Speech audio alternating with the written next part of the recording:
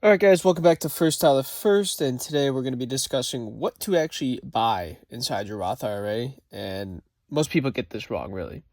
So let's just start out with that you just opened your Roth IRA, you funded it, and now you're looking at the account and thinking, why isn't anything happening? Here's what most people don't realize. Opening a Roth IRA does not make you money. Transferring cash into it does not make you money. You actually have to buy something inside of it, and a surprising number of people never do that last step. Their money just sits in a low-yield cash account for years, missing out on the entire reason they opened the account in the first place. This video is about fixing that. Here's how it usually plays out. Someone opens a Roth IRA at Fidelity or Vanguard, moves some money in, and then nothing. The platform didn't make it obvious that you still need to go buy something, so the money defaults into a money market earning maybe 3 or 4%. Which is fine for a savings account, but it's not what a Roth IRA is for. You didn't open this thing for 4%, you opened it for tax-free compounding at the market's historical average of 8 to 10% a year for the next 40 years. Those are completely different trajectories.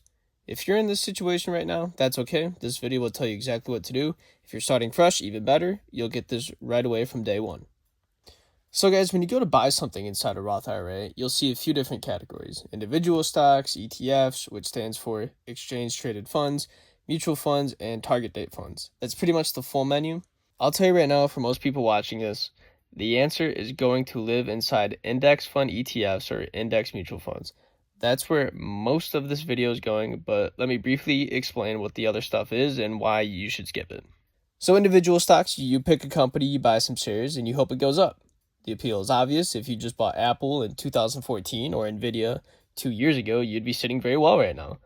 The problem is that for every stock that went up like that, there were dozens that went sideways or disappeared entirely. And picking the right one in advance is genuinely hard, not just for beginners, but for everybody.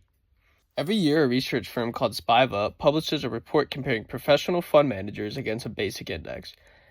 These are people who do this for a living with massive research teams, decades of experience, and access to information most of us will never see.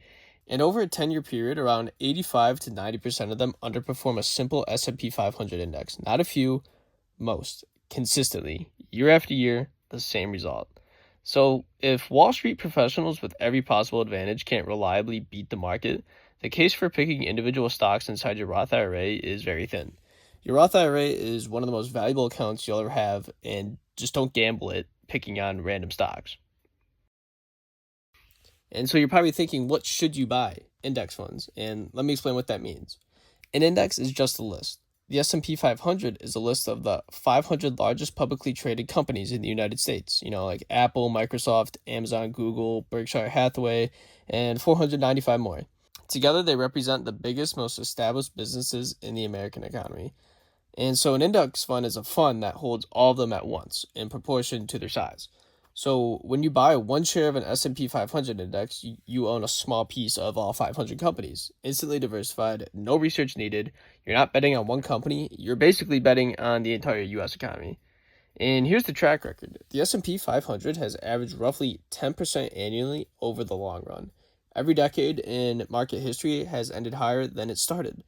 And there are rough years, 2008, 2020, some stretches in between, but over a 40-year horizon, the direction has always been up.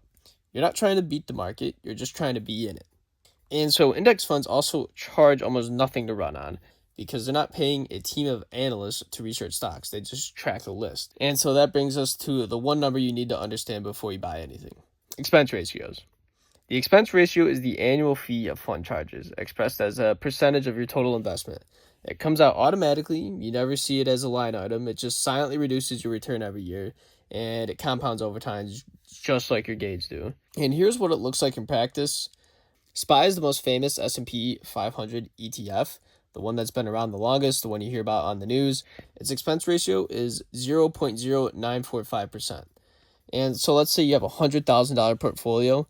That's $94.50 for every single year. VOO or VOO is Vanguard's version of the exact same index, the same 500 companies, the same returns, just a different provider. Expense ratio is 0.03%. That's $30 a year on $100,000.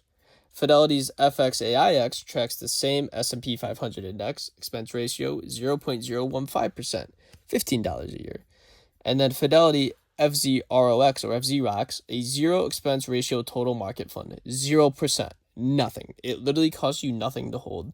Same index, same returns, completely different fees. Over 30 years of compounding, the difference between SPY fees and paying nothing is tens of thousands of dollars that you would have kept. And so always check the expense ratios before you buy anything. And so here are the main options that are worth knowing about, in my opinion. And I mentioned this one before. VOO, Vanguard S&P 500 ETF, tracks the 500 largest companies in the U.S. Expense ratio is 0.03%. One of the most widely held investments on the planet, battle-tested, extremely liquid, the default choice for a lot of serious long-term investors. If you have a Vanguard account, this is where most people land. And so up next, we got VTI, the Vanguard Total Stock Market ETF. Instead of just the top 500, VTI covers the entire U.S. stock market, roughly 3,600 to 4,000 companies, from all the giants to all the way down to small and mid-sized businesses. Same expense ratio as VOO, 0.03%. You get more diversification, and historically, small cap stocks have outperformed large cap stocks over long periods, though with more validity. Next up is FXAIX, Fidelity 500 Index Fund.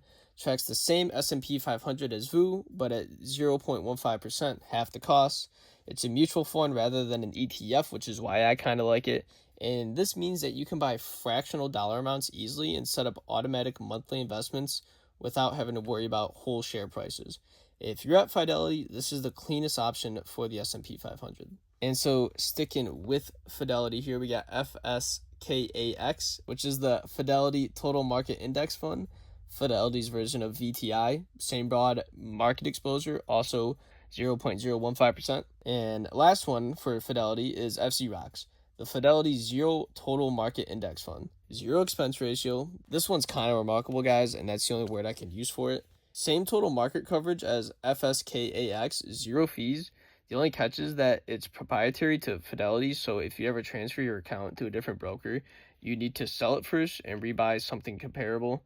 You know, for most people who plan to stay at Fidelity long term, that's a non-issue. And so there is a very active online debate whether you should hold VOO or VTI in your Roth IRA. Forums, Reddit threads, people who feel strongly about this.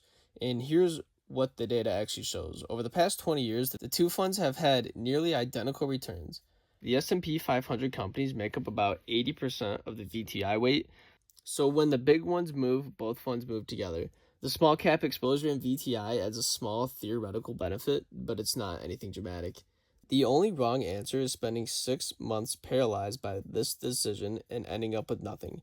VOO or VTI, FXAIX or FSKAX, S&P 500 or total market, any of these combinations is correct. Just pick one and buy it. Then also target date funds are worth a quick mention for anyone who wants to completely autopilot this. These funds hold a mix of stocks and bonds and automatically shift to a more conservative allocation as you get closer to a target retirement year. For example, the Fidelity Freedom Index 2060 would be for someone retiring around 2060.